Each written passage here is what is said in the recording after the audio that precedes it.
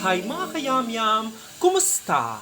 For today's ganap, dinededicate ko itong episode na to sa mga graduating students, lalong-lalo na sa mga students ko sa Bachelor of Science in Hospitality Management, Bulacan State University, Batch 2023-2024. Bilang mga graduating students, kailangan maging handa kayo sa mga challenges na may encounter nyo sa mga future jobs nyo, sa mga future careers nyo. At isa sa mga challenges na yan ay ang pagkakaroon ng toxic boss. Ano-ano nga ba ang mga signs na toxic ang iyong boss? Isa-isahin natin. Una, ang credit grabber na boss. Ang boss na ito ay mahilig manisi, lalong-lalo na kapag hindi matagumpay ang proyekto ng grupo.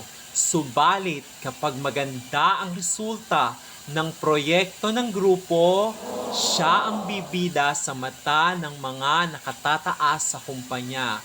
Bilang newly hired or bilang graduating student, kailangan prepared ka mentally at emotionally sa mga ganitong boss, lalong-lalo na kapag ikaw ang nasisi dahil sa palpak na proyekto.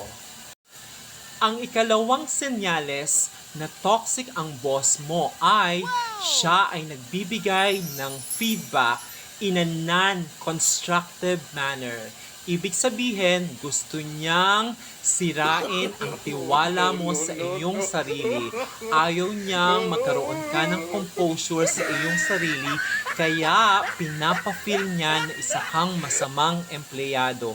Hina-highlight din niya ang iyong kahinaan at syempre ang iyong kamalian.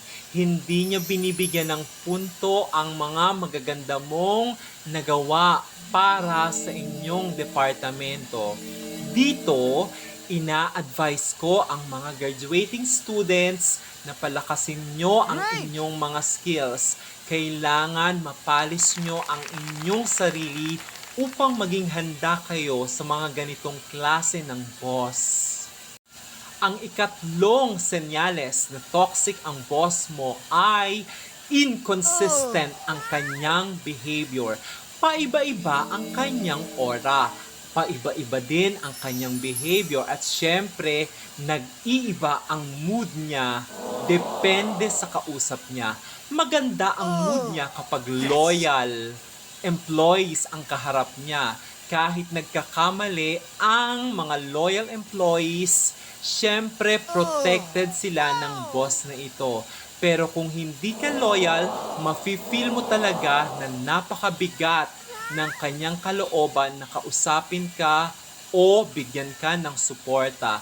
At take note, kapag nagkamali ka at hindi ka loyal sa kanya, malalaglag ka sa kangkungan. Kaya kung graduating student ka at you are trained to be manager or supervisor in the future, kailangan maging consistent ka sa mga ginagawa mo. You don't need to change yourself. You don't need to change your aura and behavior because you were promoted. You have to treat all types of employees fairly and consistently. Ang ikaapat na sign na toxic ang boss mo ay hindi niya sasabihin kung paano ka ma-promote. In short, hindi kanya tutulungan na ma-promote. Ang boss na ito ay madamot sa information. Hindi niya sasabihin ang mga importanteng impormasyon para makatulong sa iyo na ma-promote ka. Siyempre, ipinapakita dito na gusto niya siya lamang ang aangat sa grupo, lalong-lalo na kung hindi kanya kapanalig. Dito bilang graduating student, kailangan maging prepared ka, hindi lang emotionally, hindi lang physically, kailangan pati credential mo maging ready ka para sa much challenging task na ibibigay sa iyo ng kumpanya. Ang ikalimang senyales na toxic ang boss mo ay mahilig siyang sumausaw sa mga chismisan related sa mga empleyado. Mahilig siyang pagchismisan ang ibang miyembro ng kumpanya. In short, isa siyang legit na marites. Siyempre, pinag-uusapan nila ang ibang miyembro na hindi loyal sa kanya. Ang kasiraan ng ibang tao ay hina-highlight niya. Kung minsan nagkakaroon na nga ng character assassination.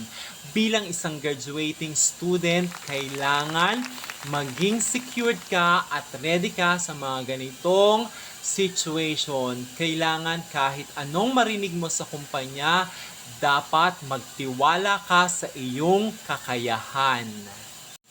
At yan ang 5 senyales na toxic ang boss mo.